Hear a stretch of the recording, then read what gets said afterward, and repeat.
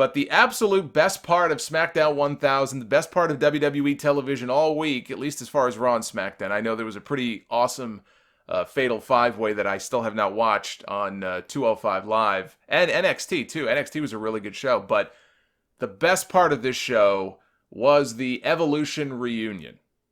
I loved that segment. Batista was great. Randy Orton wore pants. It was fantastic.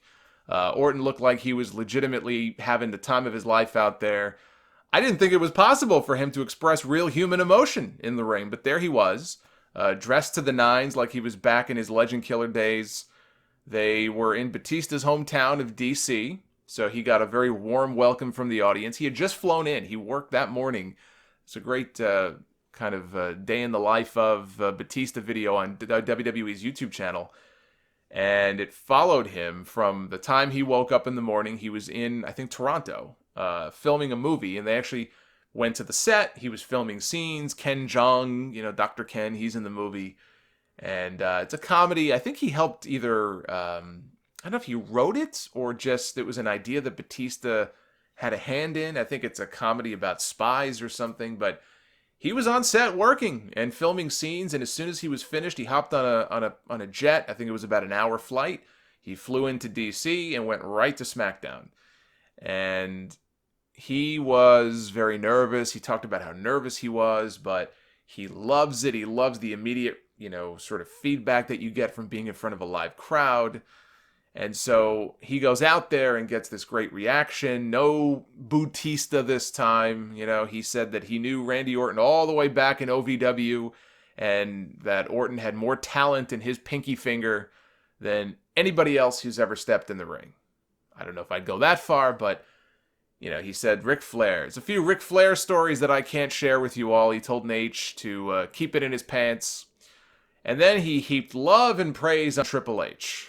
Called him the greatest and said he's done it all in this business except beat me. That was the money line. And all of a sudden Triple H's smile and laughter and his expression went from all smiles to just rage and embarrassment. Crowd went wild. Randy Orton in the background, he looked like a kid in the lunchroom waiting for a cafeteria brawl to break out. Ric Flair, this guy who was near death only a few months ago, he steps in between Batista and Triple H as though he's going to break the two of them up. I mean, give me a break. But then they all smiled and they hugged it out. But Triple H, he played this perfectly. Just the little subtle way that he sold this, he let us know he did not take very kindly to that little jab. And I assume that this was the seed planted.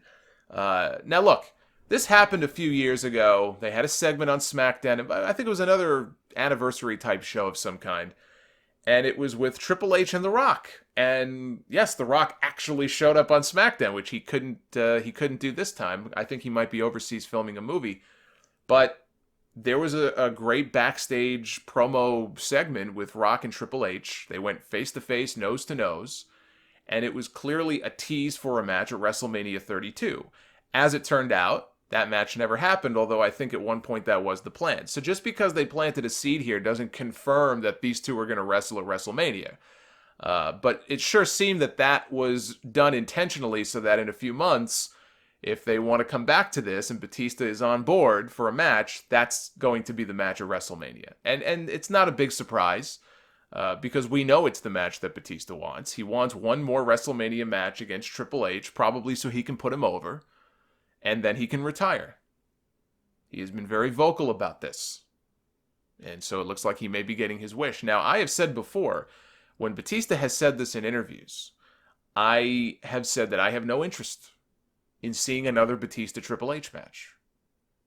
I just did not have any interest in seeing it. However, after watching this segment, I have to admit, I hate that idea a little bit less now. You still cannot get me excited about a Triple H match at WrestleMania. I'm long past the point of caring and getting excited about any Triple H match at WrestleMania. I mean, the closest was maybe this year, and that's only because I was more curious to see how Ronda Rousey would do. It was Ronda and Kurt Angle teaming up. Like, it was a nice attraction, and it turned out to be the best match at WrestleMania this year. And Triple H was a big part of that, and I give him all the credit in the world. But if you go back, And you watch, whether it's Triple H and Sting, which turned out to be, for me anyway, a disappointment. Triple H and Roman Reigns, which I thought sucked.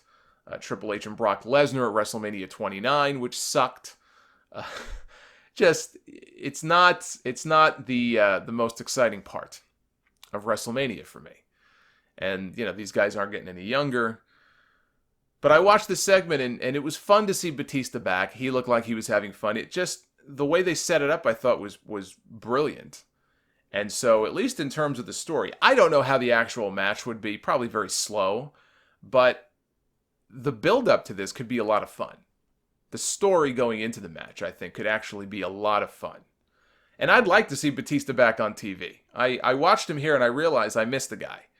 And so I am not as against the idea as I was before, although the match itself, again, I just... Maybe we could get the build-up but not the match. Maybe at the last minute they pull one of these... they pull a swerve out at the last second, and maybe they put... I don't know. I don't even know. Who would you even put him in there with? Who would you put Batista in there with if not Triple H? Brock Lesnar? Is that a match people still want to see? I don't know, but... A jealous Triple H looking to defeat the one man he could never beat is not a bad story at all. And in fact, Triple H has never pinned Batista in a singles match, only one time on Raw, I think in a random tag team match many years ago, and that's it. So the story works. The story works. The thing about Batista also, the guy speaks his mind. I know sometimes he comes off as he's just bitching about things, and people say that about Bret Hart, and Bret Hart, I will say, and it's kind of funny at this point, he does come off as being very bitter, but I don't even think it's necessarily bitterness. I just think you get to a point in your career and in your life where you just don't give a shit, right? You're a made guy, or you don't need WWE, you don't need to go back, and so you do these interviews and they ask you questions, and you're not afraid. You're not walking on eggshells. You don't have to worry about, like, New Day is not going to go out and start bashing WWE creative. Steve Austin can do that. Batista can do that. Bret Hart can do that. And it's refreshing that they go out there and they are as vocal as they are about some of these things. So I think it's refreshing. Batista, even though his mouth may get him into trouble sometimes, he is one of the few guys that just does not care when it comes to talking about WWE and any issues that he has with them. It's refreshing. And he genuinely likes being there. He doesn't have to go back. He seems to be doing pretty good for himself in Hollywood. But he chooses to go back because he loves it. He doesn't forget where he's from. I respect that.